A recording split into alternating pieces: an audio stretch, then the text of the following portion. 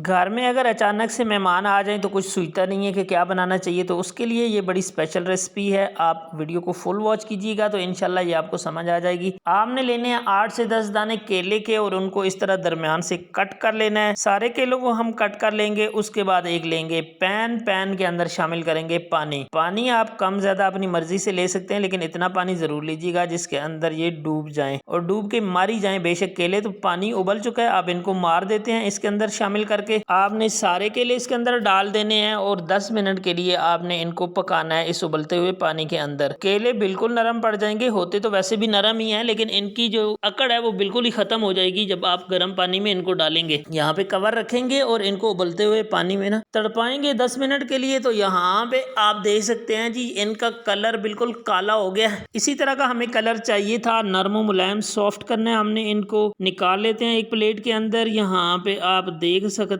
हैं कि हमने इनको बहुत अच्छी तरह काला भी कर लिया है और इनको निकाल भी लिया है पानी से। बेचारे बहुत ही न जल जाएं, बद्दुआएं देंगे, लेकिन मैं आपको दुआएं दूंगा अगर आप मेरा चैनल सब्सक्राइब कर लें और साथ में लगे हुए बेल के आइकन को प्रेस कर लें ताकि हमारी हर नई आने वाली वीडियो आप तक पहुंच सके। केलों को 3 से 4 मिनट आपने ठंडे होने देना है, वरना इन्होंने बदला ले लेना है। तो अब हम इनके छिलके उतार के इनको इस जग के अंदर शामिल करेंगे। आपके पास जो भी पीसने वाली चीज़ है आपने उसके अंदर इनको पेस्ट बना लेना है। स्मूथ सा पेस्ट होना चाहिए, उसके अंदर कोई भी गुठली बाकी नहीं रहनी चाहिए। इनकी पेस्ट बनाते हुए ना हम इसके अंदर चीनी भी शामिल कर लेंगे। आपने चीनी अपने हिसाब से रख लेनी है, आप मीठा ज़्यादा पसंद करते हैं या कम पसंद करते हैं उसी हिसाब से।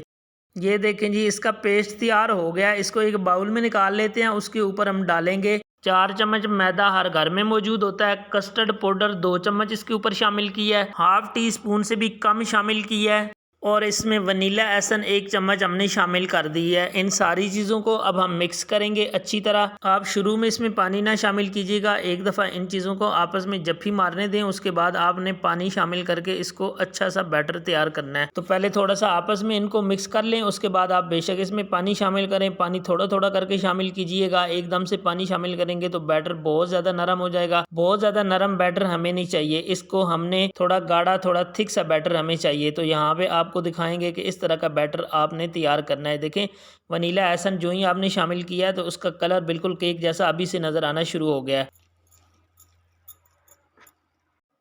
यहाँ पे आप देख सकते हैं इस तरह का बैटर आपने तैयार करना है। दूसरी तरफ एक पैन लिया है, उसमें हाफ कप चीनी शामिल किया है। इसको कैरामलाइज करेंगे। चीनी को कैरामलाइज करते हुए आपने आंच स्लो रखनी है चूल्हे की। तेज़ आंच पे आपने इसको कैरामलाइज नहीं करना वरना चीनी जल जाएगी। तो थोड़ी देर के बाद चीनी पिघलना शुरू हो जाती है। आप देख सकते हैं यहाँ पे मैं आपको दिखाता हूँ, ये देखें।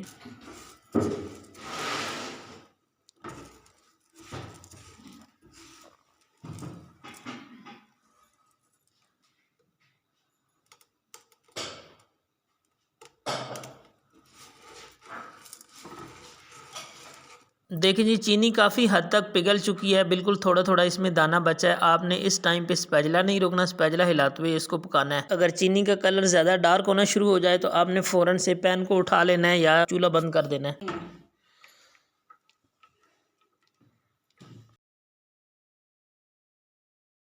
चीनी अच्छी तरह कैरामलाइज हो चुकी है, इसमें किसी तरह का भी कोई दाना नहीं बचा। इसको साइड पे करते हैं। एक छोटा सा देगची है हमारे पास, ये आम किचन में जो यूज़ होती है घर में वही देगची है, कोई स्पेशल बर्तन नहीं है। इसको आपने एक दफ़ा ग्रीस कर लेना है ऑयल से। आपके पास ब्रश है या वैसे ऑयल इसके अंदर डालें और हिला लें तो ये ग्रीस हो जाएगा। इसके अंदर जो कैरामलाइज की हुई चीनी का वो शामिल कर देते हैं।